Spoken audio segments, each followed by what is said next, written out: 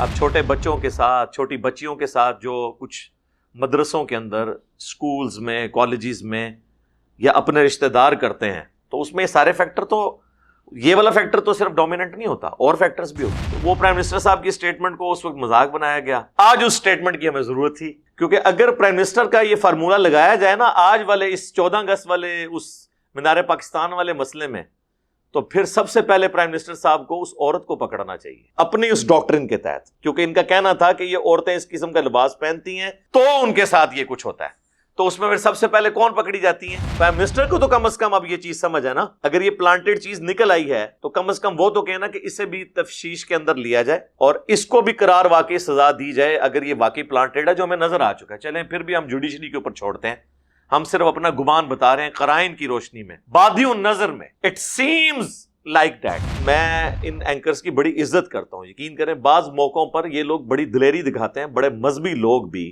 وہ دلیری نہیں دکھا سکتے جو ہمارے بعض اینکرز دکھا کے ایشوز کو ہائی لائٹ کرتے ہیں۔ میں یعنی ذاتی طور پہ اقرار الحسن کی بہت عزت کرتا ہوں، شاہ زیب خانزادہ کی بہت زیادہ عزت کرتا ہوں، ایک ریلیجس پلیٹ فارم پہ ہوتے ہوئے جبران ناصر جو سول سوسائٹی کا بندہ ہے اس کی بڑی عزت کرتا ہوں۔ کم از کم یہ تین بندے جو ہیں نا جی، شاہ زیب خانزادہ، جبران ناصر اور سید اقرار الحسن حافظہ اللہ تعالی، کم از کم ان تین لوگوں کو تو جو جس طرح انہوں نے اس ایشو کو ٹیک اپ کیا ہوا ہے اپنے پروگراموں کے اندر، کم از کم ان کو اب تصویر کا دوسرا رخ بتانا چاہیے، اور اس میں کوئی حرج نہیں ہے، کسی کو غلطی لگ سکتی ہے۔ اس وقت جو ریاکشن ان تینوں نے کیا میرا اس سے زیادہ تھا اگر میں میڈیا پہ آ جاتا۔ آپ دیکھیں میں نے اس لیے اپنا کوئی ٹویٹر اکاؤنٹ نہیں بنایا ہوا، یہ ٹویٹر اکاؤنٹس کے اوپر جو ٹویٹس کرتے ہیں نا حالات حاضرہ پہ، اکثر ان کو اپنی ٹویٹس واپس ہی لینے پڑتی ہیں، اس کی وجہ کہ ہمارے ملک میں حالات و واقعات بدلتے ہوئے دیر نہیں لگتی، اس لیے پوری تسلی سے معاملات کو دیکھنے کے بعد کوئی ورڈکٹ دینی چاہیے۔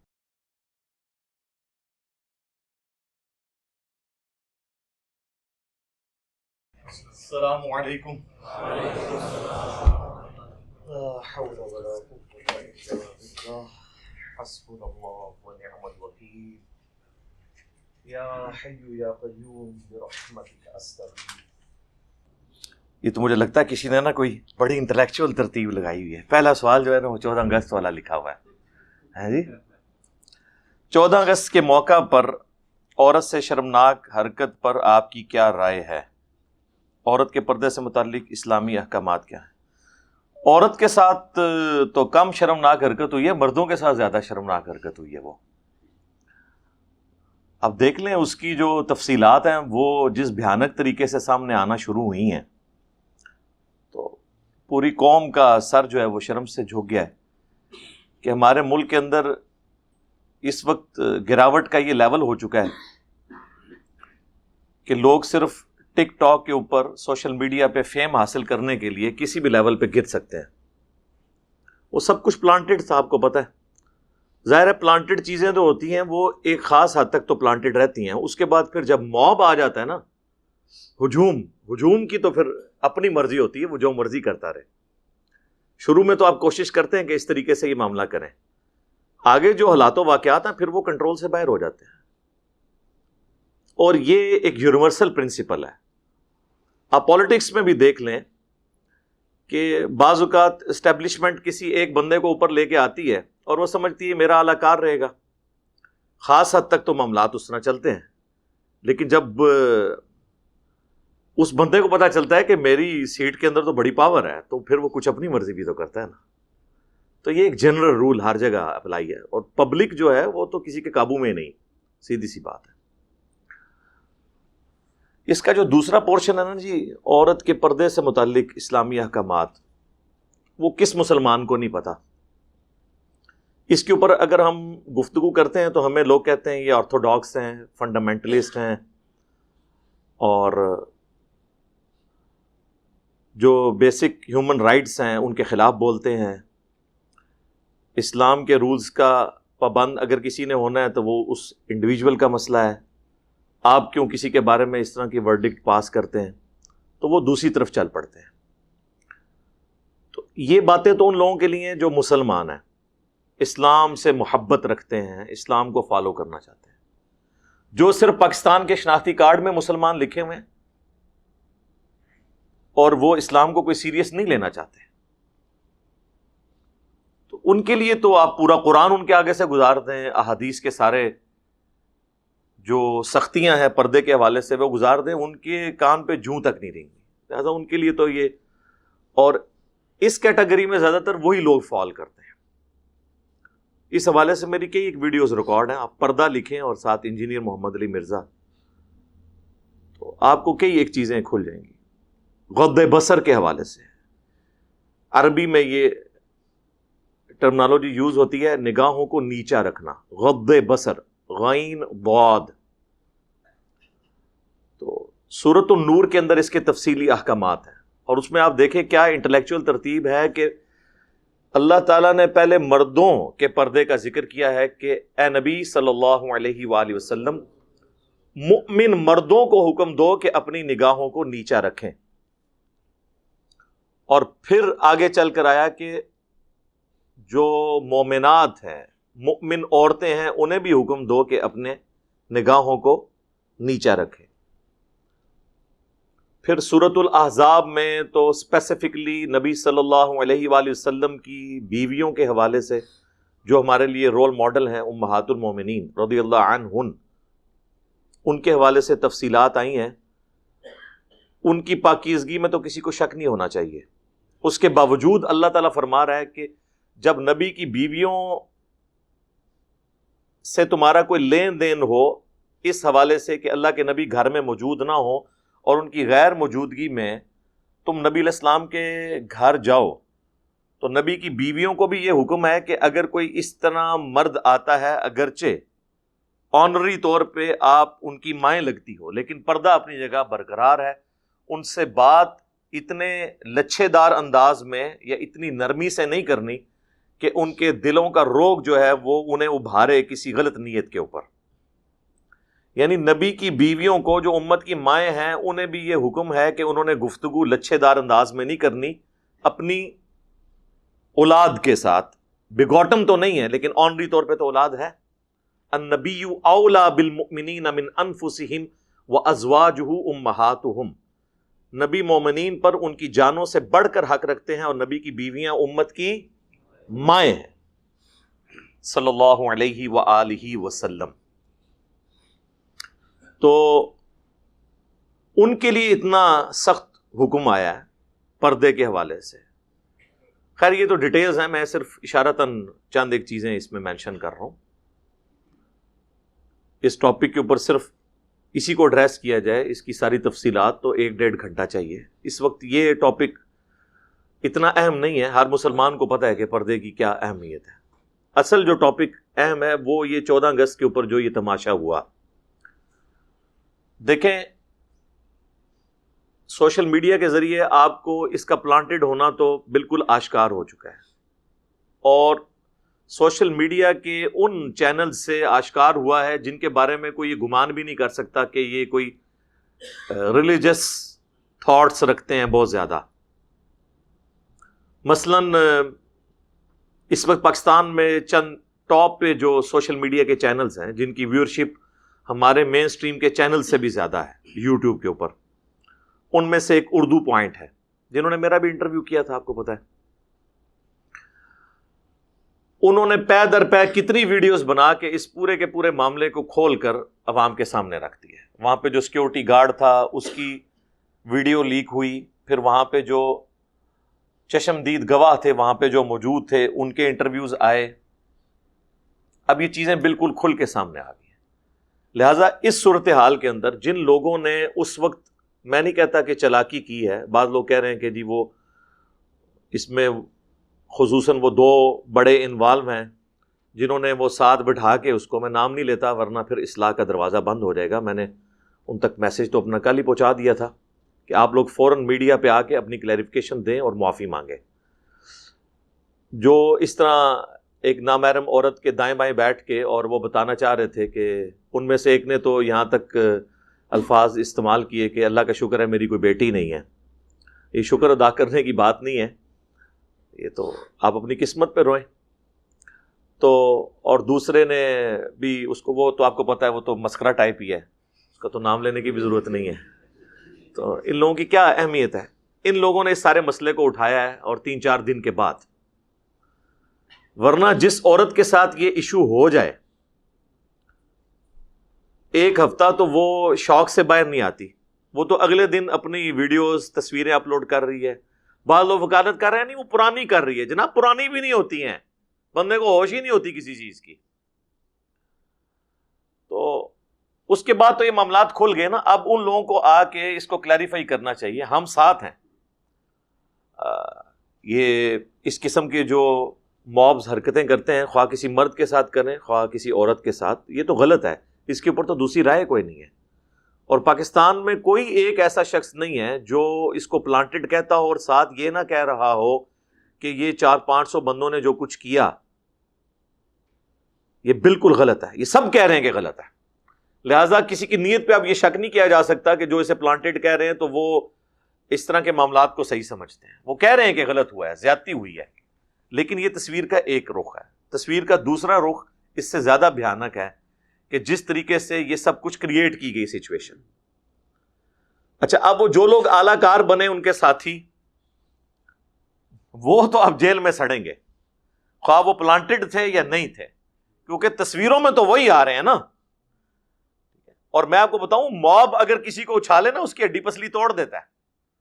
یہ بڑے ذمہ دار لوگ تھے جو پکڑ کے عورت کو اچھال رہے تھے، جن کو یہ پتا تھا کہ ہم نے اسے کیچ بھی کرنا ہے، کیونکہ وہ ہم نے اس کو بعد میں کیچ جو کروانا ہے. عام موب اگر کسی کو اچھالے نا تو اس کی ہڈی پسلی الگ ہوتی ہے. یہ بڑے ذمہ دار جو 25-30 لوگ ساتھ تھے نا، تو تصویروں میں تو وہی آ رہے ہیں، وہ تو نہیں بچیں گے. اب وہ لاکھ چیختے رہیں کہ ہماری تو کوئی انوالومنٹ نہیں ہے. ٹھیک ہے جی، ہم تو ساتھ اس کے سپورٹر تھے، یا ہم تو یہ ویڈیو بنانے کے چکر میں تھے. اب جو مرضی چیخیں، دونوں صورتوں میں یہ پھنستے ہیں. تو اس پوری صورتحال کے اندر جس طرح ہمارے پرائم منسٹر صاحب نے کچھ عرصہ پہلے آپ کو پتہ ہے ایک سٹیٹمنٹ دی تو بڑا ہنگامہ کھڑا ہو گیا تھا. میں بھی کہتا ہوں کہ پرائم منسٹر کو اس طرح کی سٹیٹمنٹس دیتے وقت 3-4 دفعہ اول و آخر اعوذ باللہ من الشیطان الرجیم پڑھ لینا چاہیے، اس حوالے سے کہ اس کو کلیریفائی بار بار کریں کہ میری اس سٹیٹمنٹ کا مطلب کوئی غلط نہ لے. اس کو میں اعوذ باللہ من الشیطان الرجیم سے تشبیہ دے رہا ہوں. جب آپ کوئی خطرناک اس طرح کی بات کر رہے ہوتے ہیں تو بار بار اسے کلیریفائی کریں. آپ دیکھیں میں کتنے سینسٹیو ٹاپکس کے اوپر بات کرتا ہوں تو اول و آخر میں کئی جملوں کو بار بار ریپیٹ کرتا ہوں. اس کے باوجود لوگ کلپیاں کاٹ لیتے ہیں چھوٹی چھوٹی میرے خلاف. لیکن کم از کم میرے پاس کچھ بتانے کا تو ہوتا ہے نا کہ اس کو پورا آپ دیکھیں میں نے کیا بات کی ہے. تو پرائم منسٹر صاحب جب یہ سٹیٹمنٹ دے رہے تھے کہ یہ بے حیائی جو کچھ ہو رہی ہے اس کے اندر عورتوں کے لباس کا دخل ہے، تو ان کی یہ ذمہ داری تھی کہ ایک آدھ دفعہ نہیں اس بات کو بار بار ریپیٹ کرتے کہ یہ ایک فیکٹر ہے، صرف یہ فیکٹر نہیں ہے، پلس اس ایک فیکٹر کی وجہ سے جو بندہ وکٹم ہے اس کا ہم ساتھ دینا چھوڑ نہیں سکتے اور نہ ظالم کو کنڈیم کرنا چھوڑ سکتے ہیں. یہ بار بار اس کو ریپیٹ کرتے، جس طرح کے بعد کے انٹرویوز میں پھر وہ جسٹیفیکیشن دے رہے ہیں کہ نہیں میری بات کو. پھر ایک انٹرویو میں تو وہ اتنے سرنڈر کیے ایک انٹرنیشنل میڈیا کو دیتے ہوئے کہ انہوں نے اپنی بات اس بات سے بھی پیچھے ہٹ گئے اور پھر صرف اس پہ آ گئے نہیں جی یہ کوئی وجہ نہیں ہے. یعنی وہ اپنی بات کو ہی بالکل انہوں نے چلے ان کی زبان میں یو ٹرن لے لیا، جس بات پہ یو ٹرن نہیں لینا چاہیے تھا اس پہ لے لیا. ہاں اس میں صرف یہ ہے کہ ساتھ دائیں بائیں چیزیں لگاتے کہ جی اس طریقے سے یوں تھا. تو میں نے اس سینس میں بات کی تھی یہ ایک فیکٹر ہے. ہم نہیں کہتے کہ یہی فیکٹر ہے، نہ ہم یہ کہتے ہیں کہ جو لوگ اس فیکٹر کے ساتھ جڑے ہوئے نہیں ہوتے ہیں ان کے ساتھ زیادتی نہیں ہو رہی ہوتی. اب چھوٹے بچوں کے ساتھ، چھوٹی بچیوں کے ساتھ جو کچھ مدرسوں کے اندر، سکولز میں، کالجز میں یا اپنے رشتہ دار کرتے ہیں تو اس میں یہ سارے فیکٹر، تو یہ والا فیکٹر تو صرف ڈومیننٹ نہیں ہوتا، اور فیکٹرز بھی ہوتے ہیں. تو وہ پرائم منسٹر صاحب کی سٹیٹمنٹ کو اس وقت مذاق بنایا گیا. آج اس سٹیٹمنٹ کی ہمیں ضرورت تھی، کیونکہ اگر پرائم منسٹر کا یہ فارمولہ لگایا جائے نا آج والے اس 14 اگست والے اس مینار پاکستان والے مسئلے میں، تو پھر سب سے پہلے پرائم منسٹر صاحب کو اس عورت کو پکڑنا چاہیے اپنی اس ڈاکٹرن کے تحت، کیونکہ ان کا کہنا تھا کہ یہ عورتیں اس قسم کا لباس پہنتی ہیں تو ان کے ساتھ یہ کچھ ہوتا ہے. تو اس میں پھر سب سے پہلے کون پکڑی جاتی ہیں؟ اب اس کا نام بھی میرے لیے اتنا متبرک ہے کہ میں وہ نام بھی نہیں لینا چاہتا. ظاہر ہماری تو ایک عقیدت جڑی ہوئی ہے ہماری ماں کے نام کے اوپر وہ نام ہے اس کا، تو میں تو وہ نام بھی نہیں لینا چاہتا اس موقع کے اوپر. تو سب سے پہلے تو اسے پکڑنا چاہیے پرائم منسٹر کی ڈاکٹرن کے مطابق.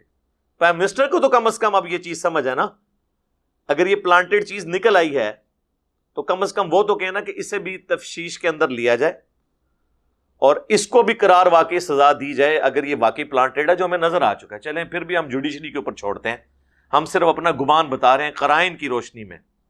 بادی النظر میں اٹ سیمز لائک دیٹ، وہ کہتے ہیں نا یہ تو بادی النظر میں ایسے نظر آ رہا ہے. تو پرائم منسٹر صاحب کو تو یہ معاملہ کلیئر ہے. باقی وہ اینکرز، میں ان اینکرز کی بڑی عزت کرتا ہوں. یقین کریں بعض موقعوں پر یہ لوگ بڑی دلیری دکھاتے ہیں، بڑے مذہبی لوگ بھی وہ دلیری نہیں دکھا سکتے جو ہمارے بعض اینکرز دکھا کے ایشوز کو ہائی لائٹ کرتے ہیں. میں یعنی ذاتی طور پہ اقرار الحسن کی بہت عزت کرتا ہوں، شاہ زیب خانزادہ کی بہت زیادہ عزت کرتا ہوں. ایک ریلیجس پلیٹ فارم پہ ہوتے ہوئے جبران ناصر جو سول سوسائٹی کا بندہ ہے اس کی بڑی عزت کرتا ہوں. کم از کم یہ 3 بندے جو ہیں نا جی، شاہ زیب خانزادہ، جبران ناصر اور سید اقرار الحسن حافظہ اللہ تعالی، کم از کم ان 3 لوگوں کو تو جو جس طرح انہوں نے اس ایشو کو ٹیک اپ کیا ہوا ہے اپنے پروگراموں کے اندر، کم از کم ان کو اب تصویر کا دوسرا رخ بتانا چاہیے. اور اس میں کوئی حرج نہیں ہے، کسی کو غلطی لگ سکتی ہے.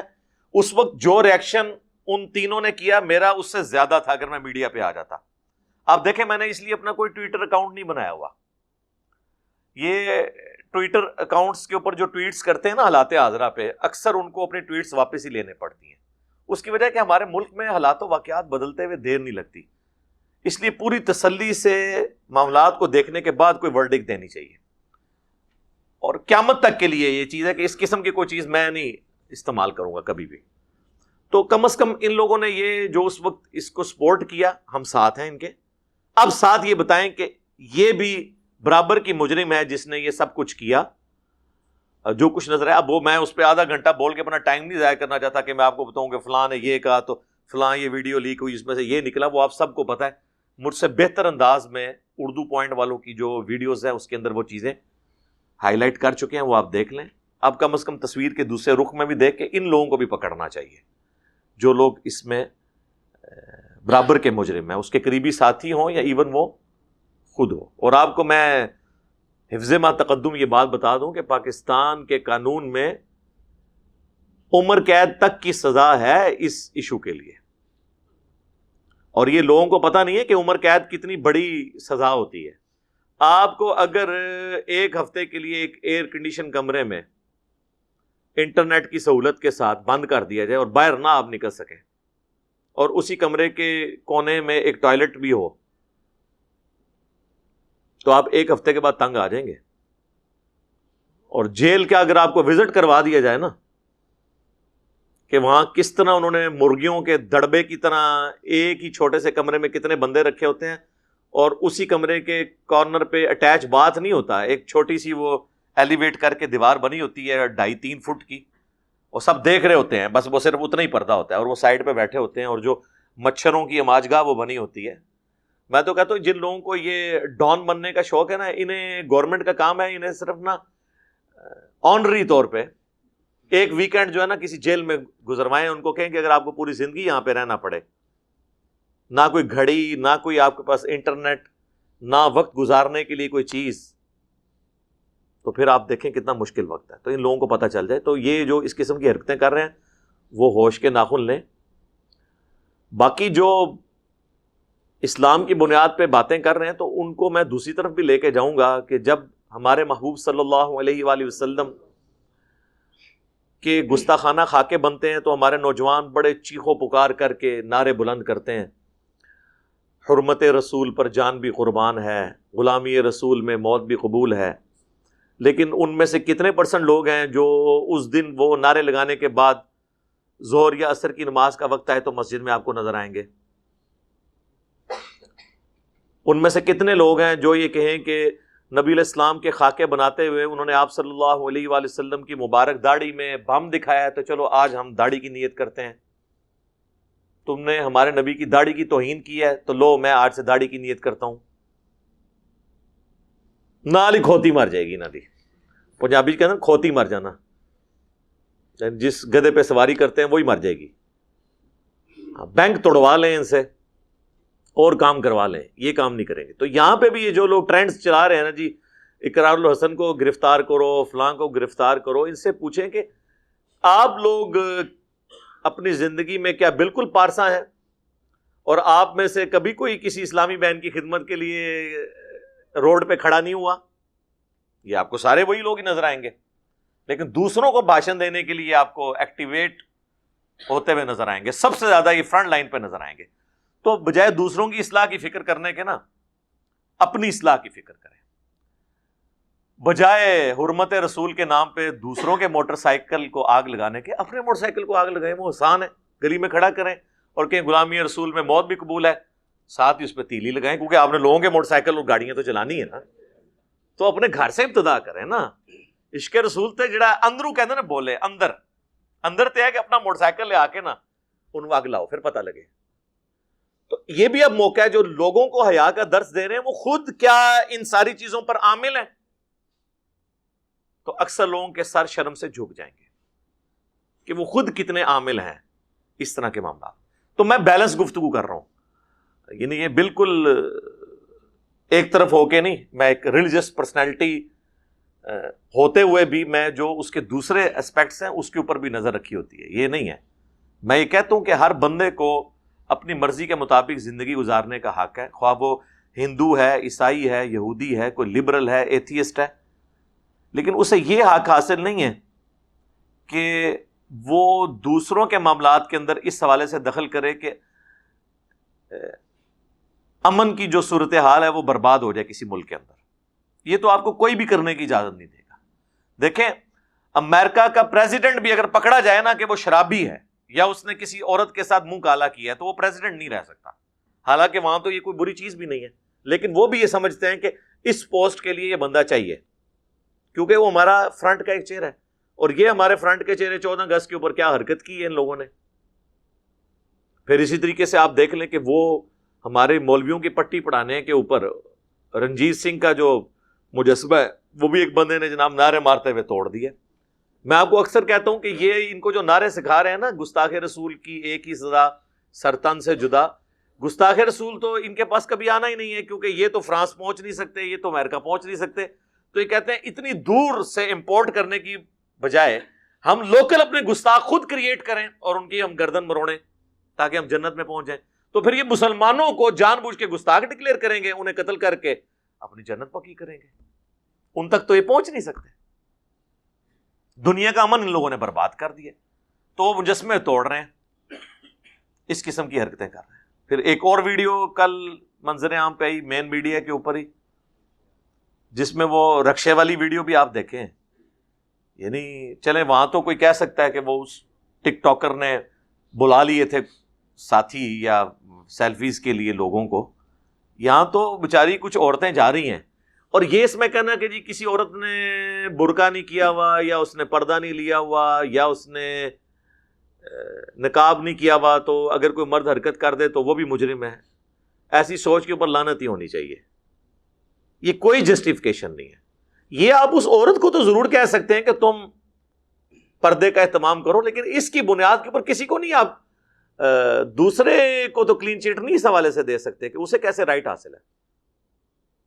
اور میں آپ کو بتاؤں، ہمیں تو اتنا آئیڈیا نہیں ہے، لیکن جن لوگوں سے ہمیں جو اس پورے سسٹم سے ہو کے آئے ہیں وہ ہمیں بتاتے ہیں کہ جتنا آپ کا یہ بدکاری والے معاملات چل رہے ہیں اس میں تو زیادہ تر عورتیں جو ہیں وہ پورے برقعے کے اندر ہوتی ہیں، جو سڑکوں پہ کھڑی ہوئی ہوتی ہیں. تو پھر وہ بھی نہیں بچ رہی ہیں برقعے کے اندر. تو یہ بالکل اس کی پلیل ہے. یہ ایک فیکٹر ضرور ہے، میں یہ مانتا ہوں. آپ ہالی ووڈ کی فلمیں آج سے تقریباً 70-80 سال پہلے کی دیکھیں گے تو عورتوں کے آپ کو لباس بھی آلموسٹ پورے نظر آئیں گے.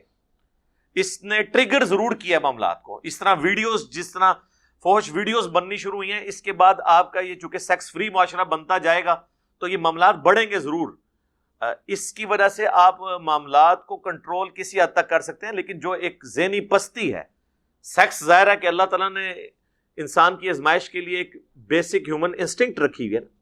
زُيِّنَ لِلنَّاسِ حُبُّ الشَّهَوَاتِ مِنَ النِّسَاءِ. اللہ تعالیٰ سورہ آل عمران میں فرما رہا ہے کہ ہم نے آراستہ کر دی ہے انسان کے لیے شہوات کی محبت. پہلے نمبر پر عورتیں، اور ظاہر ہے عورتوں کے لیے. مرد تو سیکس جو ہے سب سے امپورٹنٹ جذبہ ہے. قرآن جو تفصیلات ہمیں بتاتا ہے. فرائیڈ نے تو بہت بعد میں آ کے یہ بات کی ہے نا، قرآن تو پہلے سے یہ بات کر رہا ہے. تو یہ ہے غیر معمولی ایک جذبہ ہے. اسی لیے اسلام کا سیکس ڈسپلن بہت اسٹرکٹ ہے. ظاہر ہے یہ جذبہ بڑا غیر معمولی ہے. مجھے اسلام کی دو چیزیں بہت زیادہ پسند ہیں. نمبر 1 توحید. ایک اللہ کے ساتھ آپ جڑ جائیں تو دنیا کے ہر خوف سے آپ کو امن اور نجات مل جاتی ہے. ہر خوف سے، چاہے وہ کسی انسان کا ہو، کسی واقعے کا ہو، کسی صدمے کا ہو.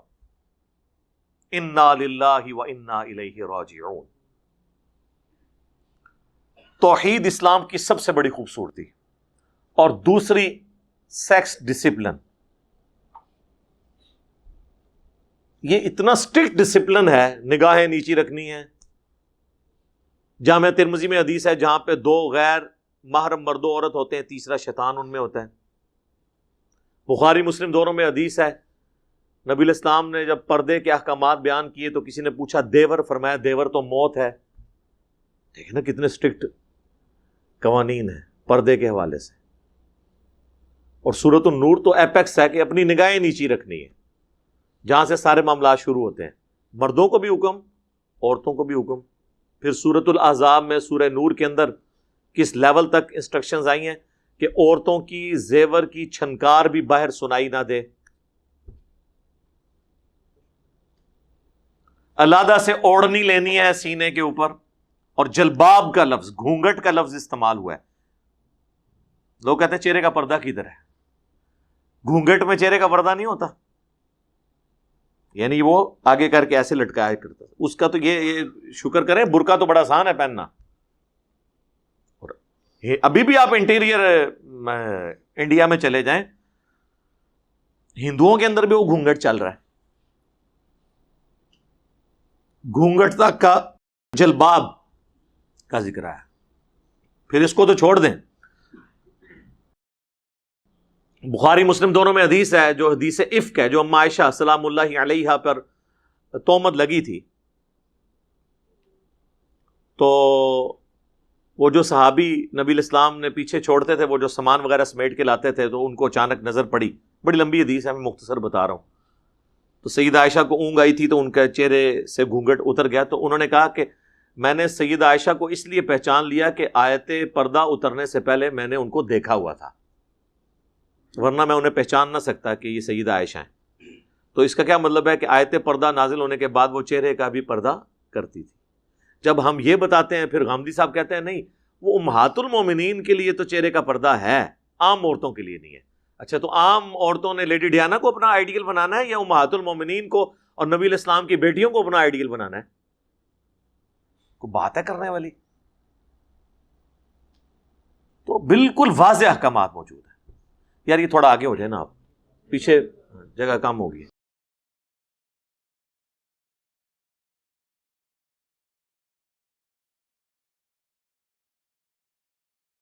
دروشی پڑھیں. اللہم صلی علی محمد وعلی آل محمد.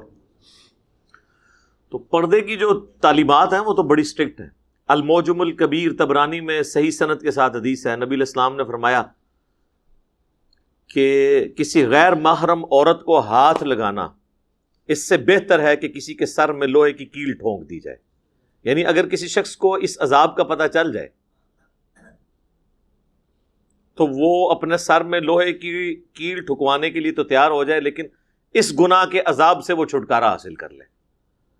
تو اسلام میں بہت اسٹرکٹ احکامات ہیں پردے کے حوالے سے. اور پھر انٹریکشن، اور آپ یہ دیکھیں یہ ٹک ٹاک جو ہے اس وقت ہمارے لیے مصیبت ہی بن گئی ہے. میں نہیں کہتا اس کا سارا یوز جو ہے وہ نیگیٹو ہے، پازیٹیو یوز بھی ہے. اور پھر دیکھیں لوگ آگے کہہ رہے ہوتے ہیں جی یہ سیلیبریٹیز ہیں، یہ سیلیبریٹیز ہیں. گانا کوئی اور گا رہا ہے، یہ لپ سنگ کر کے سیلیبریٹی بن گئے ہیں. آپ اپنا ٹیلنٹ بتائیں نا کہ آپ کے اندر کیا کوالٹی موجود ہے. اس طریقے سے تو یہ گندے لطیفے سنا کر یا عجیب و غریب قسم کی حرکات کر کے. لیکن ساری چیزوں کے باوجود میں یہ کبھی نہیں کہوں گا کہ سوشل میڈیا کے ان پلیٹ فارمز کے اوپر پابندی ہونی چاہیے، کیونکہ پابندی پہلی تو بات ہے آپ لگا ہی نہیں سکیں گے. اب یہ پابندی یہ آلموسٹ آپ سمجھ لیں جس طرح الیکٹریسٹی کو ہم اپنی زندگی سے اب نہیں نکال سکتے نا، یہ بیسک نیڈ بن چکی ہے، یہ اب بیسک نیڈ ہے. اب آپ نے اس کا رخ صرف طے کرنا ہے کہ کس رخ کے اوپر آپ اس کو لے کے جا رہے ہیں. اس حوالے سے بہت زیادہ بولا جا سکتا ہے، باقی آپ کے سامنے صورتحال. اس کے اوپر جو ورڈکٹ دینے کا مقصد یہ تھا کہ جن لوگوں نے فرنٹ سے لیڈ کر کے اس ایشو کو ٹیک اپ کیا ہے، ہم ان کی دل سے قدر کرتے ہیں، لیکن ساتھ ہی ساتھ یہ دوسرے پہلو کو بھی بیان کریں تاکہ یہ پتہ چلے کہ یہ پلانٹڈ جو معاملات ہوتے ہیں ان معاملات کے اندر قصوروار دوسرے لوگ بھی، تاکہ مستقبل میں آنے والے واقعات رک جائیں، ورنہ یہ چیزیں آئیں گی. بہرحال کم از کم یہ پٹ سیاپے سے یہ فائدہ ہوگا کہ اب لوگ احتیاط کر کے چلا کریں گے انشاءاللہ تعالی، امید ہے انشاءاللہ تعالی.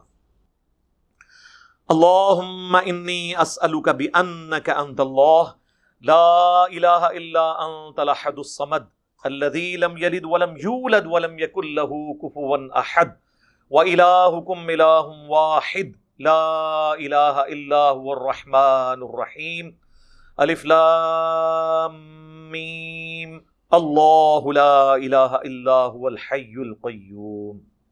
اللہم صلی علی محمد وعلی آل محمد. اللہم ربنا آتنا فی الدنیا حسنہ وفی الآخرۃ حسنۃ وقینا عذاب النار.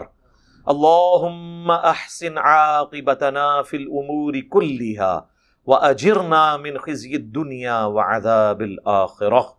ربنا آتنا من لدنک رحمہ وَهَيِّئْ لَنَا مِنْ أَمْرِنَا رَشَدًا. اے اللہ ہماری، ہمارے ماں باپ کی، ہمارے بیوی بچوں کی، پوری امت کی تمام دینی، دنیاوی، جسمانی، روحانی، ظاہری، باطنی پریشانیاں، تکلیف، مصیبتیں، دکھ، درد، بیماریاں، دشواریاں دور فرما. اے اللہ ہماری، ہمارے ماں باپ کی، ہمارے بیوی بچوں کی اور پوری امت کی تمام پریشانیوں کو اے اللہ دور فرما کے آخرت میں ان کے عوض اجر عظیم عطا فرما، صبر اور استقامت نصیب فرما. اے اللہ ہمارے ملک پاکستان کی خیر فرما، اندرونی اور بیرونی خطرات سے محفوظ فرما، پورے عالم اسلام کی خیر فرما. اے اللہ پاکستان، افغانستان، عراق، چائنا، فلسطین، شام، جہاں کہیں بھی مسلمان تکلیف میں، اللہ ان کی تکلیف کو دور فرما. حاضرین کے دلوں میں جو جو نیک اور جائز دعائیں ہیں اپنی بارگاہ میں قبول و منظور فرما. جتنے لوگ بھی اس دعوت سے جڑے ہوئے ہیں اللہ ویڈیوز دیکھیں گے، اللہ تمام کے دلوں میں جو جو نیک اور جائز دعائیں ہیں اپنی بارگاہ میں قبول و منظور فرما. اے اللہ جن جن بھلائیوں کا سوال تیرے محبوب صلی اللہ علیہ وآلہ وسلم نے تجھ سے کیا، ہمارے حق میں، ہمارے ماں باپ کے حق میں، ہمارے بیوی بچوں کے حق میں، پوری امت کے حق میں قبول و منظور فرما. اور جن جن چیزوں کے شر سے تیرے محبوب علیہ السلام نے تیری پناہ طلب کی، ہمیں، ہمارے ماں باپ کو، ہمارے بیوی بچوں کو، پوری امت کو ان چیزوں کے شر سے اپنی پناہ عطا فرما. اے اللہ حاضرین کے دلوں میں جو جو نیک اور جائز دعائیں ہیں قبول فرما. حاضرین کے گھر والوں میں جو کوئی بیمار ہیں انہیں شفا عطا فرما. حاضرین کے اے اللہ جو چھوٹے بڑے رشتہ دار فوت ہو چکے، جتنے بھی مسلمان آج تک فوت ہوئے، اے اللہ ان کی مغفرت فرما. اللہم اغفر لحینا ومیتنا وشاہدنا وغائبنا وصغیرنا وکبیرنا وذکرنا وانثانا. اللہم من احییتہ منا فاحیہ علی الاسلام ومن توفیتہ منا فتوفہ علی الایمان. اللہم صلی علی محمد وعلی آل محمد. سبحان ربک رب العزۃ عما یصفون وسلام علی المرسلین والحمد للہ رب العالمین.